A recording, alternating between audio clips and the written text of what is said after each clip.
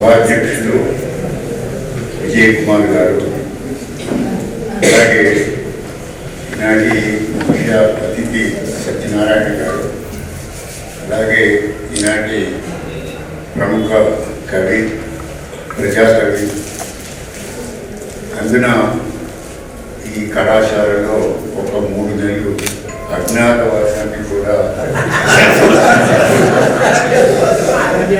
ఎందుకంటే ఉద్యమం బయట నడుస్తూ ఉంది. ఇక్కడ తాను ఉండాల్సిన పరిస్థితి వచ్చినప్పుడు చివరి రోజు తాళం చేయి వేసి తాళం చేయి పెట్టి వేరిపోయిన కనుక తాను ప్రజారక్షణ ఉండే కవి. అన్నింటికన్నా మించి ఈ సభలో నాకు చాలా ఆనందం.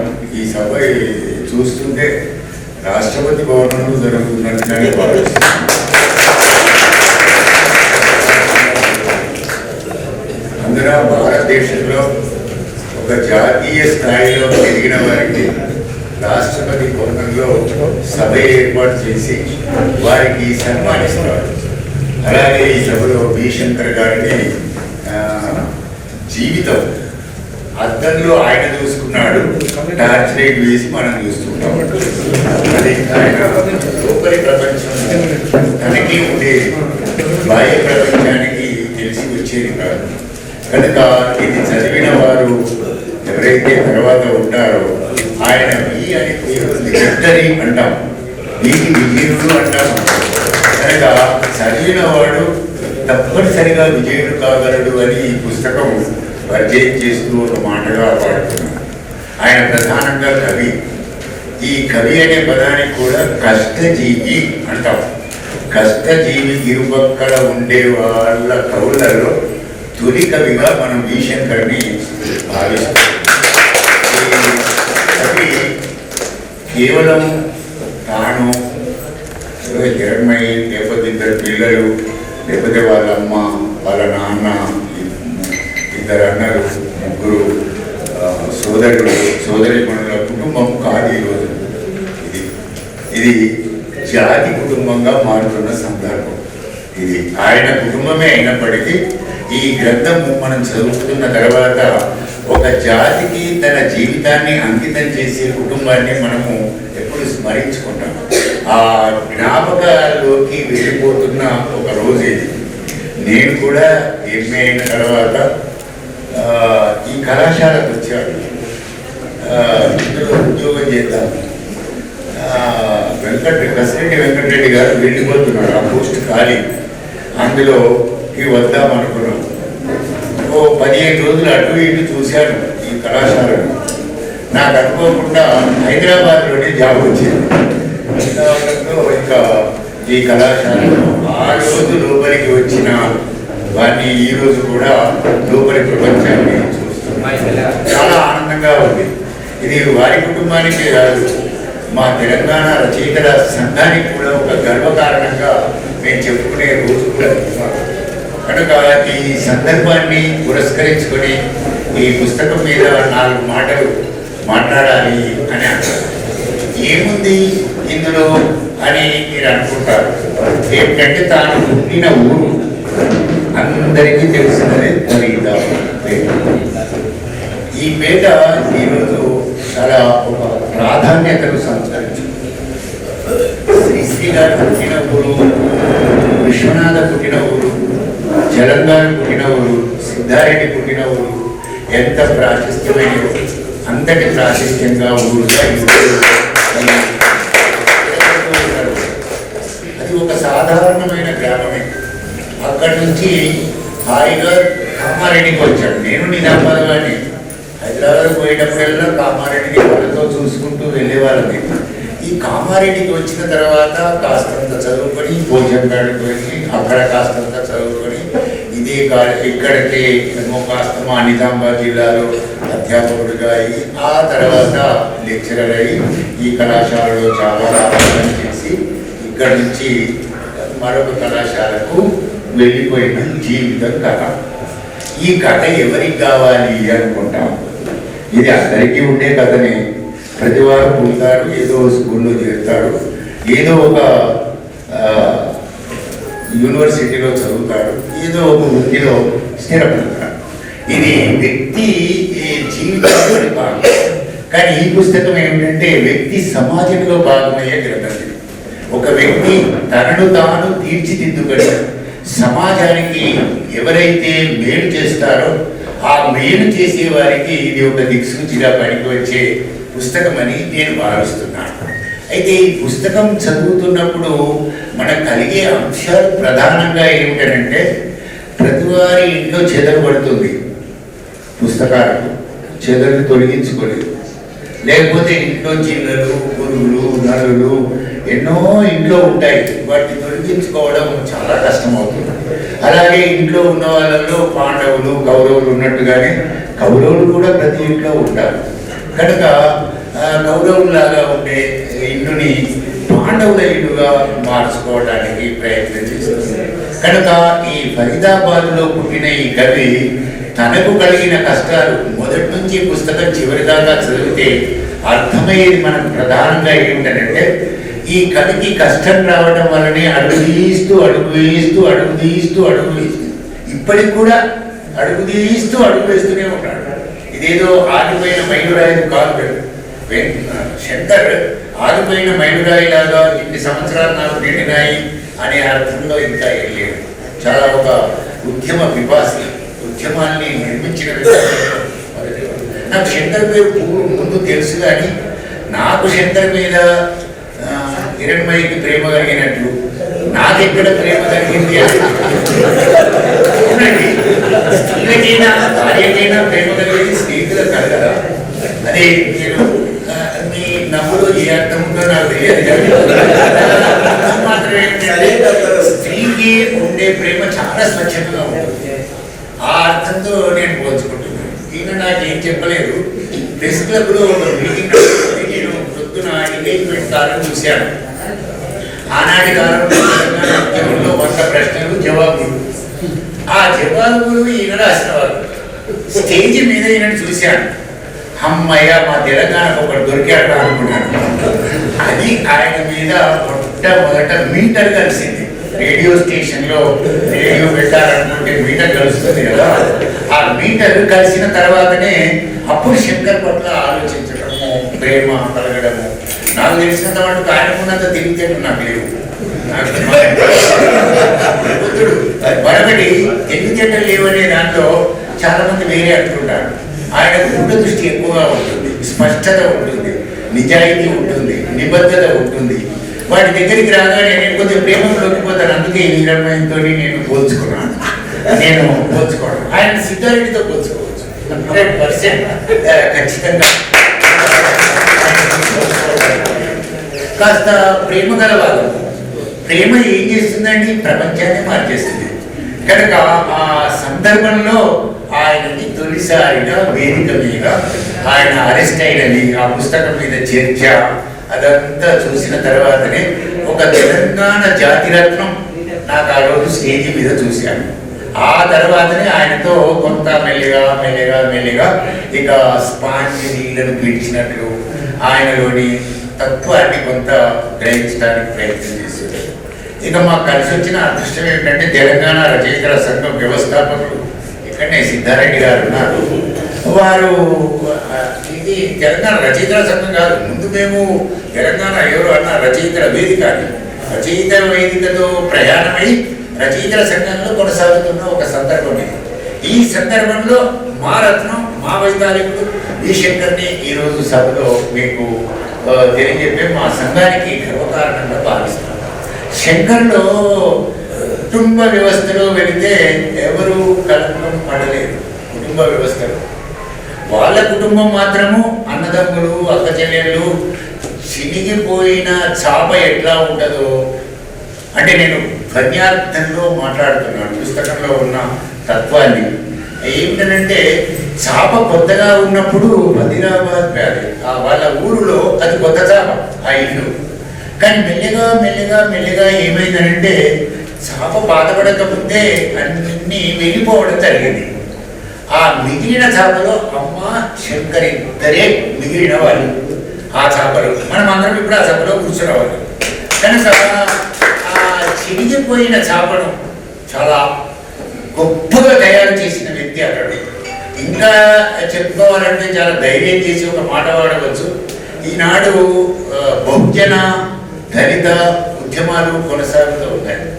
అందులో శంకర్ ఎవరెస్ట్ శిఖరంలో కూర్చుంటేంత శక్తి సంపన్నుడు.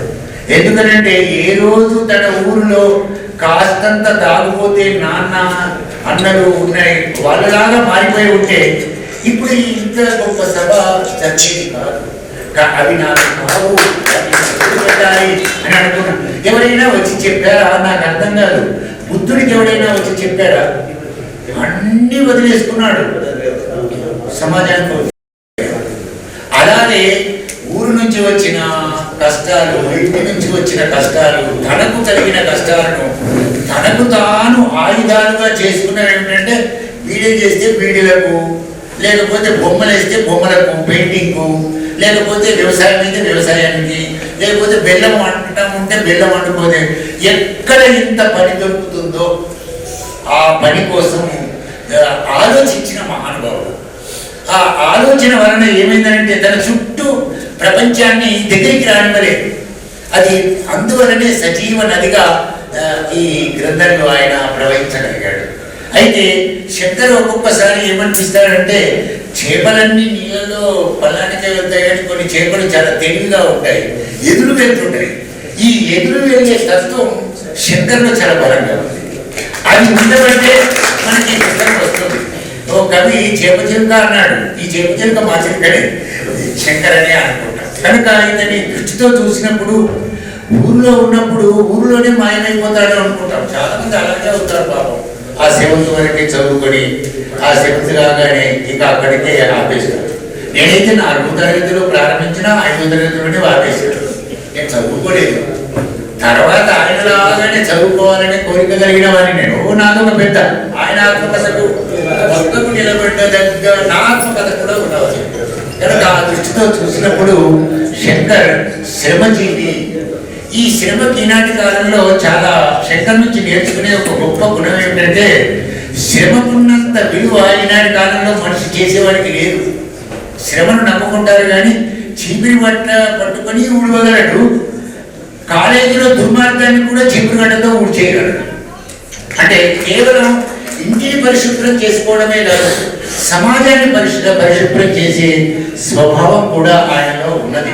కనుక ఏదైనా మలినమైనది తన చెంతకు వచ్చినప్పుడు ఆ ఊళ్ళో ఒక చెరువు గడ్డ ఉంది, నాకు చూడాలనిపించింది ఈ పుస్తకం చదివినప్పుడు. ఆ చెరువు ఆయనకు తల్లి లాంటిది. ఆయనకు ఆ చెరువే తన కష్టాలను తీర్చినది. కనుక ఆ చెరువులోనే మునిగినవాడు, ఆ చెరువులోనే తేలినవాడు, ఈత కొట్టినవాడు, కష్టాలు వచ్చి ఆ గడ్డ మీద నడిచినవాడు, ఆ గడ్డ మీద నడిచినవాడు ఆ చెరువు ఇచ్చిన స్ఫూర్తిని చాలా బలంగా ఇందులో చెప్పుకోవడానికి ప్రయత్నం చేసినాడు. ఆ చెరువు అనేది నీటికి సంబంధించింది. పంచభూతాలలో ఒక భూతం అది ఒక ప్రాణి, దానితో మమేకమైన వాడు. అట్లాగే మా పోచంపేటకు వచ్చాడు. మా పోచంపేటకు వచ్చినంత అయితే నేను కూడా పోచంపేటలో కట్టినప్పుడు నేను 17 రూపాయలు కట్ట కోసం మట్టి పోసిన వాడిని. మా పోచంపేట ప్రాజెక్ట్ నేను ఉద్యోగం లేక కనుక వచ్చినది నాకు వెంటనే బాధ కలిగింది. ఏంటంటే వాళ్ళ అమ్మను తీసుకొచ్చి ఆ చెరువు గడ్డ మీదకి ఎక్కించి ఆ చెరువు గడ్డ అంతా తిప్పి చూపించగానే ఆమె ఎంత ప్రవేశించిపోయిందో. జీవితంలో పోయిన కష్టాలన్నీ తొలగిపోయి ఒక మహాసముద్రాన్ని చూసినంత ఆనందము ఆ తల్లికి. ఇతడు తాను ఎక్కడైతే చదువుకుంటున్నాడో చదువుకున్న నేలను కూడా తల్లికి ఒక సస్యశ్యామలమైన ప్రదేశంగా దాన్ని పరిచయం చేశారు. అంతేనా అని అనుకున్నప్పుడు తండ్రిని చాలా మంది తండ్రికి ఒక సీస తెచ్చిస్తారు, కొడుకు ముందే దాగి వస్తాడు. 2 సీసలు తెస్తున్నట్టు పోతారు. ఇలాంటి కాలంలో వాడే ముందు దాగిస్తాడు. కానీ వీళ్ళ సోదరుడితో కలిసి ఆ కన్ను బట్టిని ధ్వంసం చేసి ఎందువల్లనే మా వంశం పతనమైపోతుంది అనేది అతను మొట్టమొదట గుర్తించిన వాడు.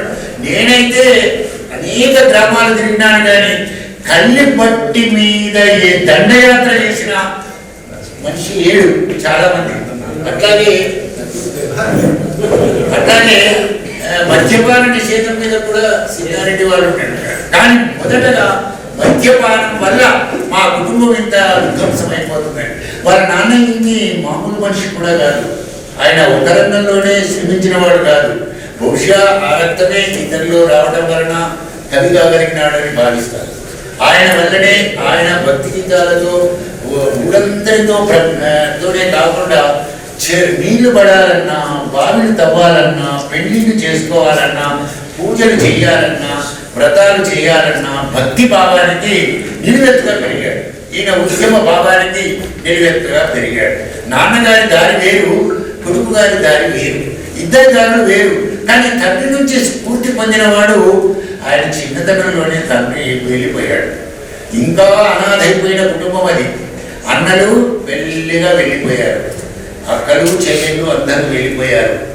ఒంటరి జీవితంలోకి ప్రవేశించింది హిరణ్మయి. అది చాలా ఆయన జీవితంలో ఒక చిన్న పిల్ల బాట అయితే అది ఇప్పుడు మనకు హైదరాబాద్ నుంచి వచ్చే రహదారిలాగా మార్చినది హిరణ్మయి. అందువలన రాగానే మొట్టమొదటి కంగ్రాచులేషన్. ఈయన మనసులో ఏముందో తన కుటుంబానికి తక్కువ సమయాన్ని తీసుకొని ఎక్కువ సమయాన్ని ప్రపంచానికి ఇవ్వడం వలన అతను చాలా పనులు చేయగలిగాడు. ఈ చేయడానికి ముందు చాలా అతనికి కలిసి వచ్చినది జీవితంలో భోజనపేటలో రెసిడెన్స్ పాఠశాల. ఆ పాఠశాలను ఆయన మర్చకపోవడం చాలా అదృష్టం. అది అతను ఎంతగా తీర్చిదిద్దిందంటే, నేను ఈ పుస్తకం చదివినప్పుడు చాలా ఆశ్చర్యానికి గురైపోయినా. మొదటి నుంచి చివరి వరకు ఎన్ని వందల మంది పేర్లు ఇతడికి ఎలా గుర్తున్నాయి. నేను చదువుకునేటప్పుడు నా క్లాస్మేట్స్ ఇద్దరు పేర్లు గుర్తుపెట్టుకోవడం నాకైతే ఇప్పుడు నాకు ఆ 6th 7th క్లాసులో అసలే గుర్తులేరు, 10th అయితే అసలే లేరు. నేను ప్రైవేట్గా రాశాను.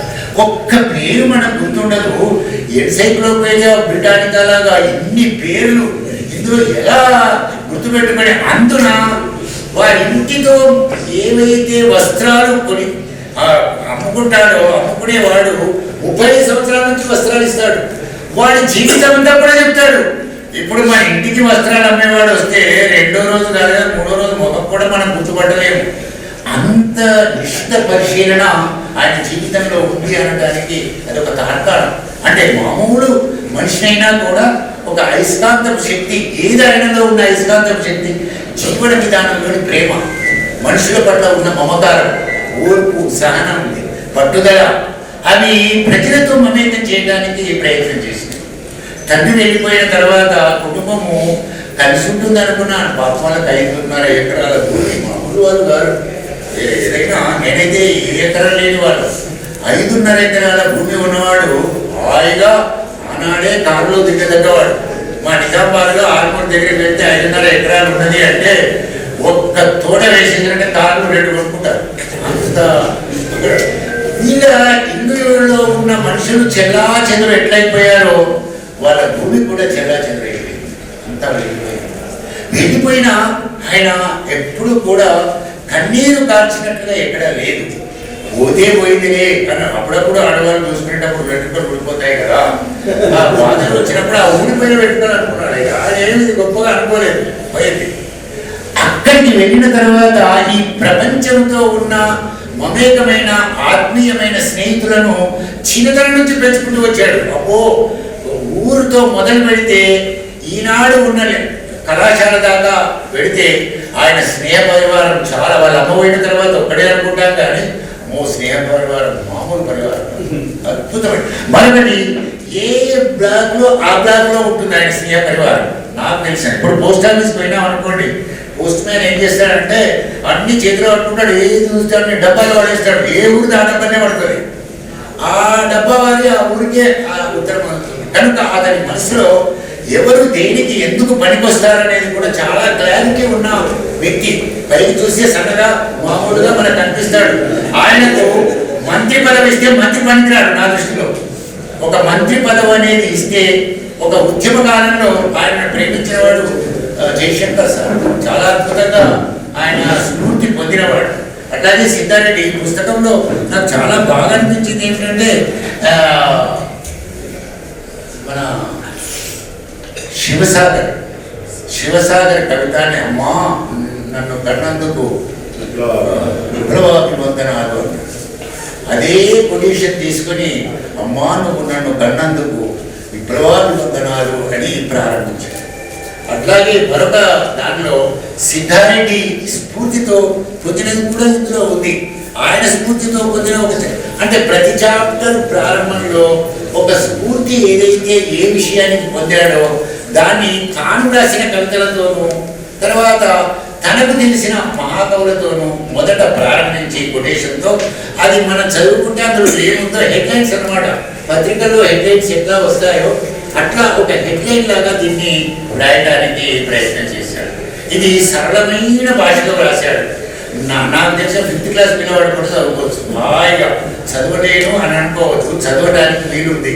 ఇది ఒకవేళ క్యాసెట్ చేయగలిగితే హాయిగా వినడానికి కూడా వీలుగా ఉండే పరిస్థితిలోనే ఈ గ్రంథం ఉంది.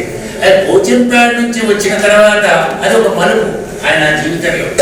ఒక గొప్ప ఛార్జ్ రావడానికి అంటే తాను ఛార్జ్ కాదు, తన మానసికమైన ప్రపంచానికి మేధో ప్రపంచానికి ఛార్జ్ చేసుకున్నాడు.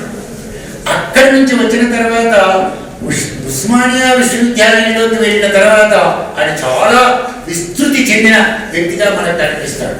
కానీ ఇవన్నిటికన్నా ఆయన మంచి పెయింటర్. అన్నిటికన్నా ఆయన కవిత్వం ఎంత స్ఫూర్తినిస్తుందో పెయింటింగ్స్ గురించి మొదటి నుంచి చివరి దాకా పెయింటింగ్స్ మీద ఉన్నాడు.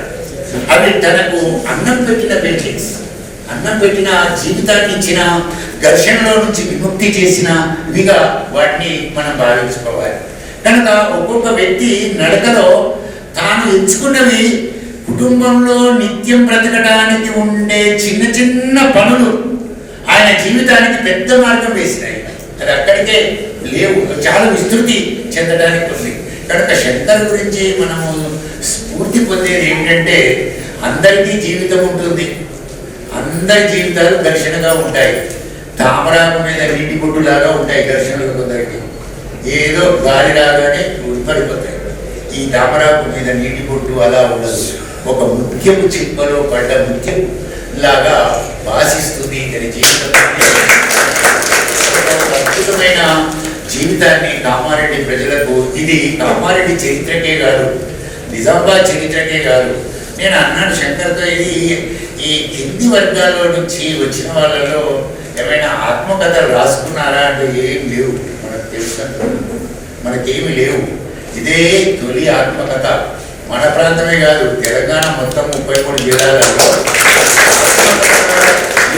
కొందరు ఆత్మకథ పనికాదండి.